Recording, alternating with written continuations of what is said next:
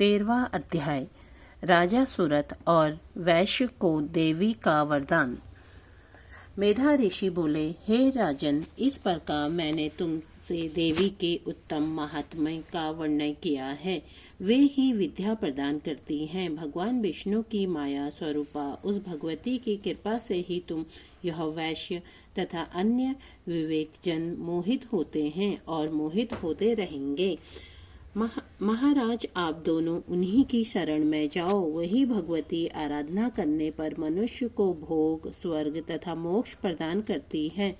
मार्कंडेय जी ने कहा। महर्षि मेधा की यह बात सुनकर राजा सुरथ महर्षि को प्रणाम करके खड़ा हुआ और राज्य के छिन जाने से उनके मन में बड़ी गिलानी हुई। राजा सुरथ और वैश्य तपस्या करने के लिए वन में चले गए और नदी के तट पर आसन लगाकर भगवती के दर्शनों की अभिलाषा हेतु तपस्या में लीन हो गए। वैश्य देवी के परम उत्तम सूक्त का जप करने लगी। दोनों राजा और वैश्य ने नदी के तट पर मृतिका से देवी की मूर्ति बनाई। धूप, दीप तथा हवन द्वारा देवी का पूजन करने लगे। पहले उन्होंने आहार को कम कर दिया, उसके बाद निराहार रहकर भगवती में मन लगाकर एकाग्रता से आराधना करने लगे। वे दोनों अपने शरीर के रक्त से देवी को बलि देते हुए 3 वर्ष तक लगातार भगवती की आराधना करते रहे। 3 वर्ष के बाद देवी ने उनको प्रत्यक्ष दर्शन दिए। देवी बोली, हे राजन, अपने वंश को प्रसन्न करने वाले वैश्य, तुम जिस वर की इच्छा रखते हो वह वर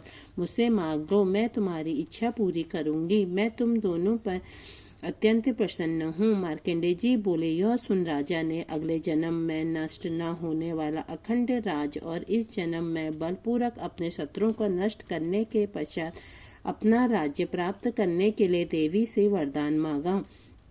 वैश्य ने भी, जिसका चित्त संसार की ओर से विरक्त हो चुका था, भगवती देवी से अपनी ममता तथा अहंकार रूप आसक्ति को नष्ट कर देने वाले ज्ञान को देने के लिए वरदान मांगा।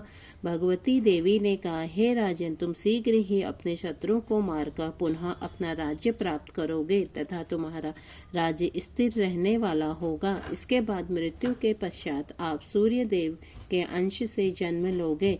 तुम्हारा नाम सावणिक होगा तथा इस पृथ्वी पर मनु के नाम से ख्याति प्राप्त करोगे।